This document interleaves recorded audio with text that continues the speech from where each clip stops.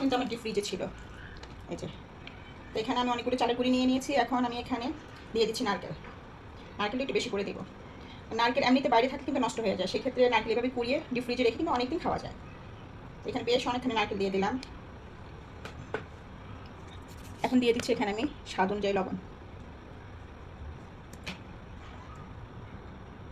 চালের গুঁড়িটা যখন খুব ভালো করে মাখানো হয়ে যাবে তখন এখানে আমি অল্প পরিমাণে ঠান্ডা পানি দিয়ে মেখে কিছুক্ষণ রেখে দেবো। তারপরে একদম মিক্স করে তারপরে আমি এই পর্যায়ে এসে আমি এখন আটাটা থেকে গুলিয়ে রেখেছি। এটাকে এখন 10 মিনিট পরে ফুটন্ত গরম পানি দিয়ে দিচ্ছি।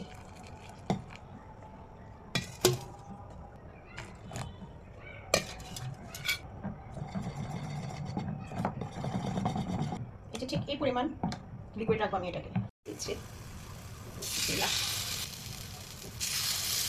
ঢাকনা দিয়ে ঢেকে রাখবো কিছুক্ষণ। দেখা যাক এখন কি অবস্থা। খুব বেশি একটা সময় লাগে না, 5-6 মিনিটের মধ্যে কুচিয়ে পিঠাটাকে উঠিয়ে নেব।